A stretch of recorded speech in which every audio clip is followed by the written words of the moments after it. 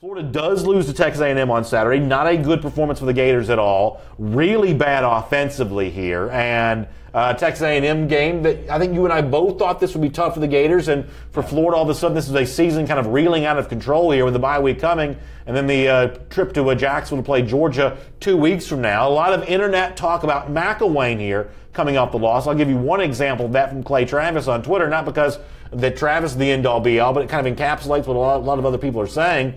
That Jim McElwain's luck is officially over. We'll remember some close calls for Florida earlier in the season. Travis goes on to say Gators could be 1-5. That Georgia game is going to be ugly. Well, that remains to be seen how Florida will match up with Georgia. But in terms of Clay's tweet here as an example of what people are saying on the internet, is Jim McElwain also now in trouble after giving up a game that Florida fans maybe thought he should win? Well, I think he's as in trouble as he has been. I still think obviously he's going to make it through the year. He's going to have the opportunity to coach this team next year. I thought you saw probably an improved defense this weekend, which I think is kind of crazy to point to. Yeah. With all the questions we've had defensively for Florida, they absolutely showed up. I mean, Kellen Mond's 8 of 24 in the game. There's 83 rushing yards for Texas A&M. Where really you thought they'd be able to take control of this game, specifically with Kadarius Toney out, with some of the other players out on the Florida side of the ball.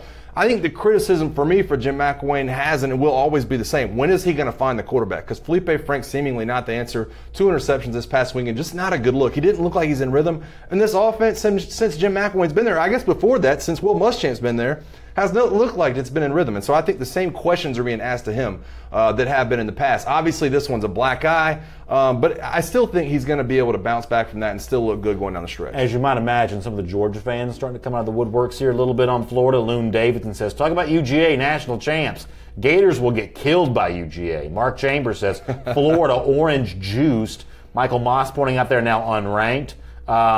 Joel Anthony Dean says any bowl is looking good for the Gators now. Diedrich Frazier says ready for some Gator soup in 2 weeks. On and on we go. Terry Crews suggesting Jim McElwain could end up with the Land Sharks in Ole Miss. We kind of get where that joke is coming from Terry, but overall I agree with your point. McElwain's not going anywhere at Florida, but it speaks to how important I think the 2018 season becomes.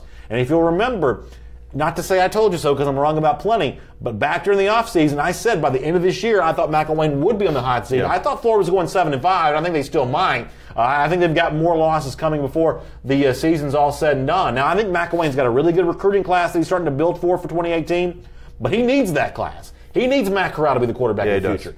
He needs Corral to have some coattails. Bring in, Jacob Copeland. Bring in some other big names.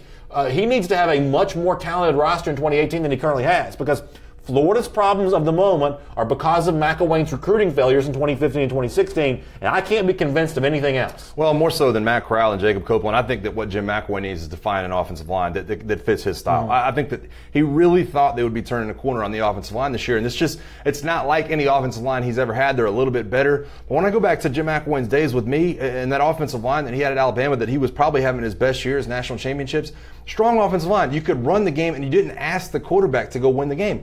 He's had to ask the quarterback to win the game here recently. Yeah. I think that's why they've looked bad. Felipe Franks is not ready for that. So somewhere between this year and next year, he's got to develop that offensive line. They've got to get a lot better.